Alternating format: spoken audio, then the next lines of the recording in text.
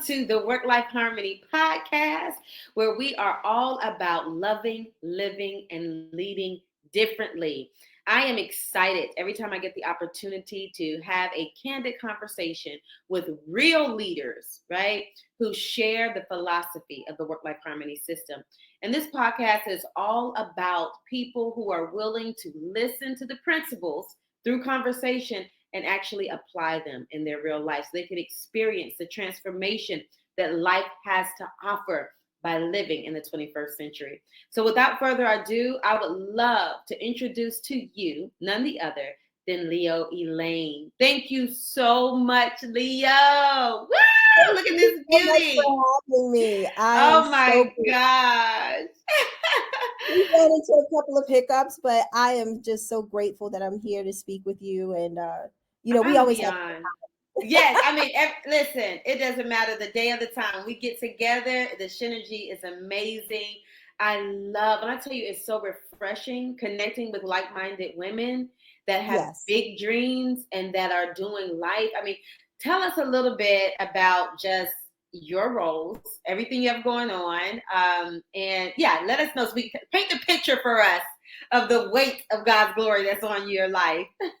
Woo! Right now. So I am a serial entrepreneur. I am a former corporate exec, and I left corporate about 2019 to start my own wellness business. And then I felt like I needed to do more. So in 2020, I started my software business and into marketing because I have about 20 years of marketing and human resources experience. So then about this year, with our social media marketing agency, we moved into artificial intelligence. So what we do now is build custom artificial intelligence solutions for businesses. So I'm really excited. Yeah. Oh, I love it. Yes. Now, mom of how many? I have 6 kids. Yes. And when I say I have five, people are astonished. I can only imagine the expression you get. Yes. And they're Six like, and you're babies. still alive? Yes. Right.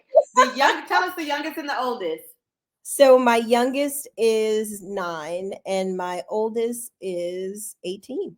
Wow, you got a grown up. Yes, a whole adult in college. Yeah. So you know firsthand the seemingly impossible struggles of work-life harmony, and that is one of the reasons why I wanted to bring you on today, because there's so many women and men who are loving, living, and leading in the world today, and really could just use some real conversations around what it's like, being a person that is not ordinary, has extraordinary ideas, extraordinary standards for themselves. Right. And so I think it's healthy to be able to see what I call mental models. And you're that for me and so many women. Yeah, Thank because you create a lifestyle that is from within. Let me do the work inside, and from that place is where I serve. And that is your life. That is your life. That's what I've experienced from you. And today, what we're talking about, we're going to dive into the question of relationships. All right. And so we're going to talk some spicy talk today. So the thing that I think is so admirable about you, Leo, is that not only are you very ambitious and with your business endeavors, but your husband adores you. you. He absolutely adores Yes. you. When And I say I you have the best husband, Yes, I yeah. love it. So I wanted to talk about relationships and how you were able to keep it spicy as Mhm. you still are tending to the kids and still, doing the life thing. Like, is there intentionality? I'm sure there's intentionality to get that type of result from a man. There's got to be something you're doing more than the spaghetti. I know he loves your spaghetti. There's got to be something else you got going on. What is it that you do? Tell us the secret sauce, girl. So you know what? I think what I had to realize is that when I was working in corporate in those high profile positions, I felt like my identity was tied to my work, and that was my purpose. And so in this marriage and with my relationship now, I realize that time waits for no one, and your job will replace you. You know, Mm, your you job talking good. your job will replace you. So you need to slow down and take the moments in with your family, because they're doing nothing but getting older. You think you have all the time in the world. You're like, no, I'm creating this life with, all these different things of just monetary. We're going on trips and things like that. But if you are so one-sided, and like I was like a dare, like a horse on a track, all I could see was like my vision of what our life was, and what it should be, the end goal, and putting on blinders to everything else that was around. So what I decided to do was, no, after the pandemic kind of taught me, okay, life isn't promised. So we need to enjoy these moments in the present, not always thinking about ahead in the future. So So good. So yeah, good. So a lot of people that follow me by now know that when we have these conversations, when there's something that's good that's said, I like to put a pin in it and actually mhm, extrapolate all the nuggets that you're saying. Because too often we just go through things, right? Seemingly right, insignificant, and we're not really digesting the wisdom that can really change your life if you yeah, actually implement it, right? So you yeah, said something that was so key, and I really wanted to emphasize that. First of all, your children have expiration dates, right? Not just your milk in your fridge. So that was a yes, very big point. And a lot of times we're doing life because we miss that, and we look mm, up and they're 18, right? they're So 18. They're and going to that's going to college. And then the other piece that you said I thought was really powerful, and I wanted to add to that. You said the company will replace you. Let's sit in that for a minute. The company you work for will replace you. This is all for all of my corporate leaders who are listening. Okay. If something, God forbid, was to happen to you, within 7 days, they already have a system in place for you to be replaced. exactly. I'll say it again. They already have a system in place for you to be replaced. Let's go over here to the life side of things. On the life side of things, you're irreplaceable. Exactly. Right? I That's love the that. part I that I love want you to get. On the life side, you're irreplaceable. To your daughter, to your son, to your spouse, you're irreplaceable. Do you exactly. understand the value now that happens on the life side? And it's such a tragedy because although the value spectrum doesn't even compare, we spend a lot of our time and our energy in the space that we can be replaced. Exactly. And you know what I noticed? It all came from trauma. That was another thing. Mm. I worked so hard to have these things so I could provide my kids with these things, because I did not want them to grow up without. But in the Mm-hmm. process, they would grow up without me, because I'm just trying to get these things, Wow. obtain these things for them. I need Wow. to, maintain this life for them. I want the best for them, but I'm not there, or when I'm there, I'm tired. So Wow. I was like, it has to stop. Wow. I call that the great deception, right? Mhm. I'm doing this for them, but yet you can't be there with them, right? And even when you're there, you're not really You're there. not really there, You're not you really know? there. Wow. Let's talk a little bit about your closest relationships Ooh, because okay, I know that your husband, and see, I still want that spicy advice that you have to give to us. okay. That you do to keep things spicy in the marriage. But also, I would love to hear about um, your relationships, your closest relationships. Did they suffer because their love for your work when you were like really high in the corporate space and doing your business thing? Did you ever experience that time where the relationships that were closest to you suffered? And what was that Absolutely. like? Oh, absolutely. People felt like I was being cold and distant, you Mm-hmm. know? I wasn't, like you said, when I was there, I wasn't there. Mm-hmm. Wasn't there, and I wasn't present, and I couldn't really enjoy the experiences because I was Right. thinking about the next thing that I needed to do to get to the next goal. Wow. Wow. Mhm. So many people are listening right now and can connect with that. And not just corporate leaders, but entrepreneurs as well. you know, Yeah. and you talked about trauma. And I truly do believe that a lot of the overworking that we do comes from a past trauma. Like Mhm. there's a list, and I'm actually doing some research of my own and really creating like the top 10 to 17 traumas that cause workaholism, that Mhm. cause you to drive into a place where you're ignoring your body to Yes. keep pushing forward. You're ignoring the symptoms that God is giving you, you know, that tells you that your body needs rest. Your eyes are literally burning and you're Exactly. still working. Exactly. That's unnatural. That is something traumatic that has happened in your experience, some kind of fear base that is triggering that type of behavior. And it's in our society, it's so applauded.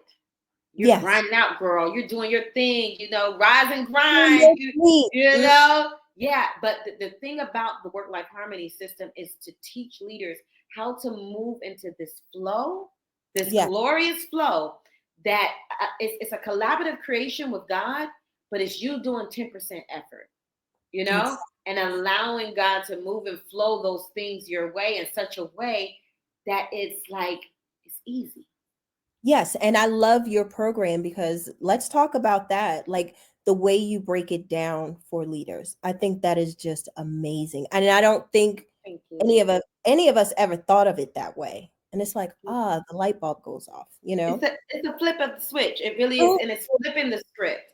It's like I know it. I know you've been doing it this way because you're thinking this, but let's see what life will be like if you only work 4 days a week. You know, Exactly. can you imagine a life where you literally worked 4 days a week? Can you imagine a life where you had a designated rest day? You know, Yes. sometimes it takes a little, while to get to that point, but imagine that. Can you imagine a life where you literally are doing truly the things in your business that you love? That's your zone Absolutely. of extraordinary, and you're not busy doing all this other tasks, Right. right? Can you And imagine that? I'm looking at the title and I remember our conversation because remember, I started overworking even more after my divorce.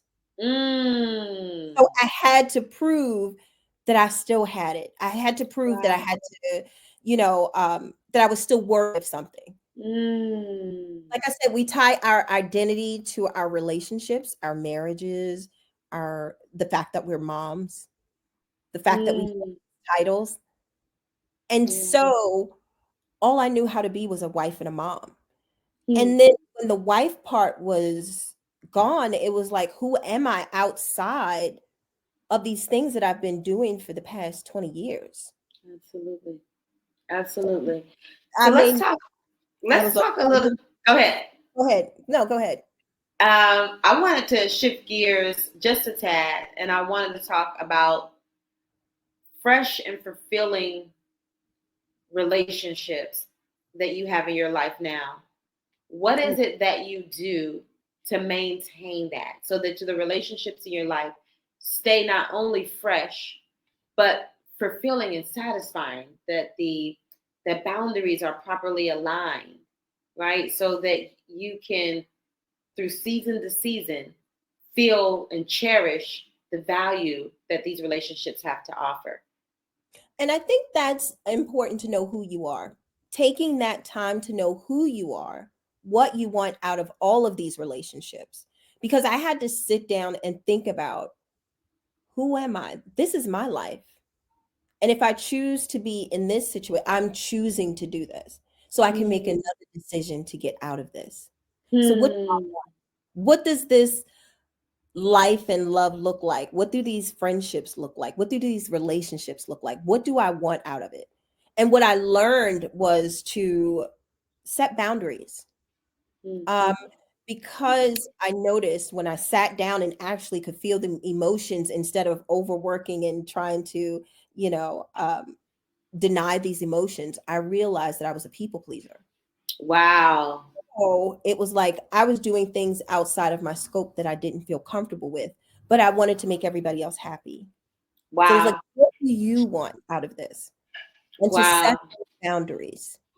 Yeah, let's And talk a little bit about that because that's like one of those pin moments. You talked about boundaries, and let me just say this, right? The work-life harmony system is a very simple solution.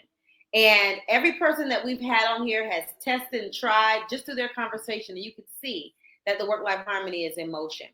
So the work-life harmony is having proper boundaries, Oh, yep. exceptional organization, and Mhm. sustainable systems. Right. Once you have all those things in place, you can experience the flow of work life harmony. And what you Mm. just talked about is boundaries. And a lot of times, what I see in relationships is that as a relationship goes, we keep those same boundaries, not realizing as seasons elevate, as you ascend, things have to be shifted, right? Mhm. There's certain things, even in my closest relationships, that you can do in this season that in this season I'm not available for. I can't Right. extend myself in that way. You have to keep people in your close knit that allow that's fluid and that can flow with you. And sometimes people get stanky about it and they don't understand it. But I tell people that boundaries are not meant to be understood. They're meant to be respected. They're meant to be Exactly. honored. Right? Exactly. So you may not understand why I don't like pop-up visits. Why you don't like pop-up visits at your house? You know, it's family. And it's not for you to understand, right? That's just where I am, and that's my request. And if you don't want to accept that, then that's another conversation. It's Exactly. that level of intentionality, that level of, like you said, self-awareness, self-love. And that's why I Mhm. talk about love, live, lead differently. Because I think sometimes when we talk about boundaries, it's like a negative. No, no, tell them no, no, and it's just, but it doesn't have to be that way. No. Really, I reshape it to where I give you a real life example. Transparency. I'm going in a deeper vein with God, and God told me my closest relationships don't. He hasn't released me to connect with them. It may be because He wants his voice to be the only voice. I don't know, and it's not for me to understand.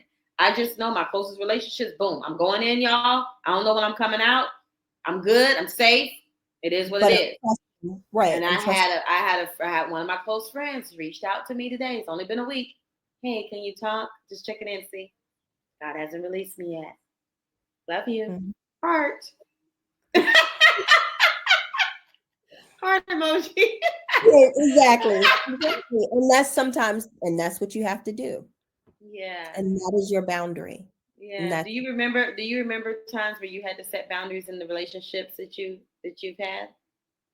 yes, even in this one. So one of the things that I had to set a boundary was to stop work. Like at a Oh, certain time, I had to stop work. a That boundary for was yourself.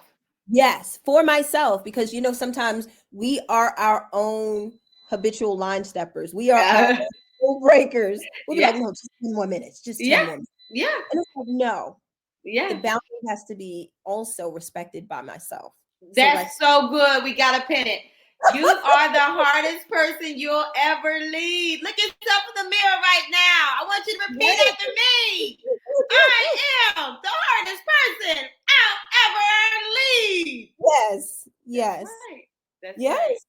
And again, what a wonderful way to express and exemplify your self love by Mm, listening to your own boundaries, by absolutely. honoring your own boundaries. How can you expect somebody else to do something that you're not even doing, right? That's the piece that I had to come to. That's the integrity that when we talk about love, living, and leading differently, it's you too. You're Hmm. included in that. I love that. Yes.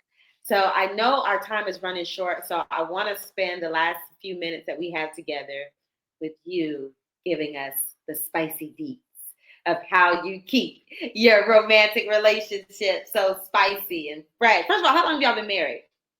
We've been married for 4 years. 4 years. Awesome. Yes. But So we've you've been been together 6. It doesn't six years. seem like it, but yes, 6 That's years. And beautiful. it is the most healthiest, honest relationship I have ever been in. And like I said, it was about knowing what I wanted first. What do I want out of this? Who Mm. it is, like, what are the expectations we set for each other?